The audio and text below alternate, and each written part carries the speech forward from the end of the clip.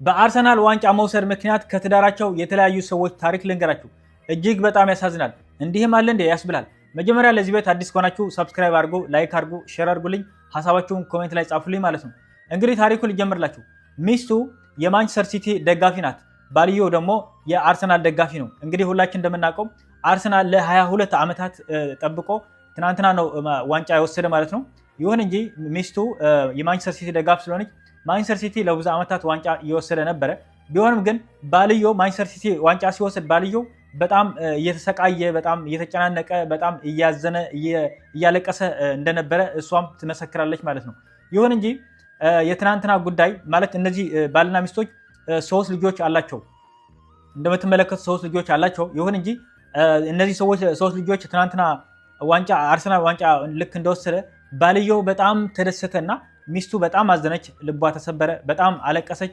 ከዛ በኋላ ልጆች የሁለቱም ልጆች ማለት ነው በጣም ተደናገጡ። ማለት አባታቸው ሲያለቅስ አይምን ሲደሰት እናታቸው ታለቅሳለች።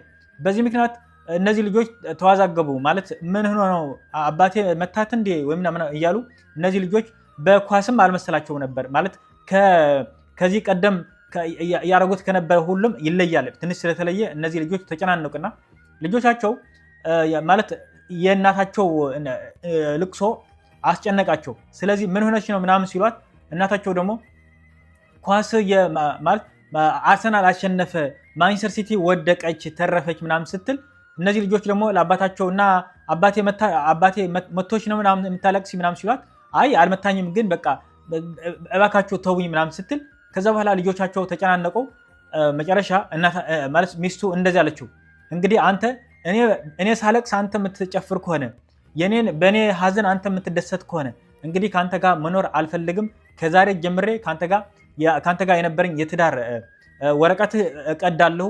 እንግዲህ ባለትዳሬ ወይም ደግሞ ሚስቴ እንዳትለኝ ብላ ወረቀቷን ለመቅደድ ወይም ደግሞ ትዳሯ ለመበተን ጀመረች ማለት ነው። በጣም ያሳዝናል።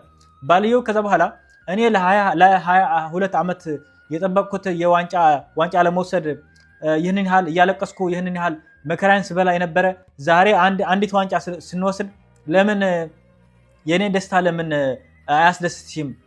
መሸነፍ ሽንፈትሽ ለምን አትቀበይ ምናምን ብሎ እሱን ደግሞ ሲመልስላት በቃ እኔ እንግዲህ ከአንተ ጋር ያለኝ ግንኙነት በቃ አቋርጫለሁ። እንግዲህ እንዳትናገረኝ፣ ከፈለግ ልጆችህ የውልህ እዚህ ያሉልህ፣ ካልሆነ ግን እንግዲህ በኋላ ሚስቴ ናት ምናምን ብለህ ለእኔም እንዳትደውልልኝ ወይም ደግሞ ለቤተሰቦችም እንዳትደውላቸው በቃ ጨርሻለሁ ምናምን ብላ በመጨረሻ ሚስቱ ባልዋን እና ትዳሯን ትታ ልጆቿ ይዛ ወደ እናቷ ሄደች። አሁን ቆይ ይህ ነገር ምን ይባላል?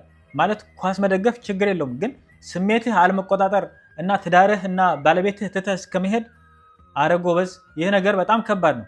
እውነቴን ነው። ይህ ነገር በእነዚህ ሰዎች ብቻ አይደለም፣ በርካታ ሰዎች ይህን ነገር እየተከሰተ ይገኛል ማለት ነው። ስለዚህ ከቻላችሁ ማለት ነው ባልና ሚስት ከሆናችሁ የአንድ ቡድን መደገፍ ብትችሉ ማለት ወላ በስምምነት ራሱ ከቻላችሁ ሁለታችሁ የባልና ሚስት የአንድ ቡድን መደገፍ ብትችሉ፣ ካልሆነ ደግሞ ሽንፈታችሁ መቀበል። ለምሳሌ እቺ ሚስቱ ማለት ነው ለብዙ ዓመታት ዋንጫ እየወሰደ ነበረ ማንቸስተር ሲቲ ማለት ነው።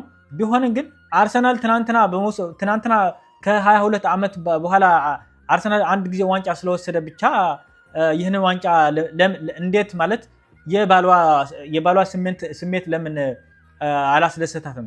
ለምን ሽንፈቷ አልተቀበለችም? ይህ ነገር በጣም አደገኛ ነው ለልጆቻቸውም፣ ለትዳርም፣ ለብዙ ነገር። አሁን ለምሳሌ እነዚህ ሰዎች ኦልሬዲ ተለያይተዋል እና አርሰናል መጥቶ አሁን ለነዚህ ሰዎች ሊያስታርቃቸው ይችላል። ማንቸስተር መጥቶ ለነዚህ ሰዎች ሊያስታርቃቸው ይችላል።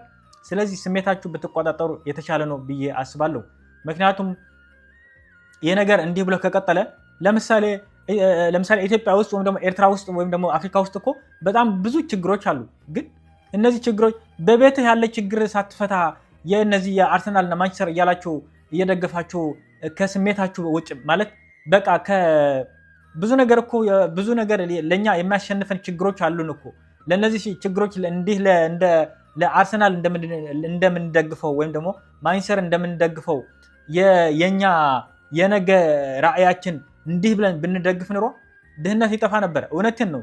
ስለዚህ ባካችሁ ኳስ ብትደግፉ ችግር የለውም፣ ግን ስሜታችሁ ስትሸነፉ ስሜታችሁ መቆጣጠር፣ ለነዚህ ለነዚህ ተቃራኒ ቡድኖች ደግሞ ማለት የሚደግፉ ሰዎች ባልሽ ሊሆን ይችላል፣ ወንድምሽ ሊሆን ይችላል፣ አባትሽ፣ እናትሽ፣ የትኛው ግን ስሜታቸው ብትረድላቸው። ምክንያቱም አንድ ሰው ለ22 ዓመት ጠብቆ አሁን አንድ ጊዜ ዋንጫ ሲወስድ ለምን የባሏን ስሜት ለምን አትረዳም ኑራ ብዬ አስባለሁኝ። በነገራችን ላይ በዚህ ጉዳይ ምን ሀሳብ አላችሁ እናንተስ? ወይም ደግሞ አንቺ ለምሳሌ ባልሽ ወይም ደግሞ ፍቅረኛሽ ወይም ማለት በአንድ ቤተሰብ ውስጥ የተለያየ ቡድን የምትደግፉ ካላችሁ ኮሜንት ላይ ጻፉልኝ። በመጨረሻ ግን ሰብስክራይብ ካላደረጋችሁ ሰብስክራይብ አድርጉ፣ ላይክ አድርጉልኝ፣ ሼር አድርጉልኝ። አመሰግናለሁ።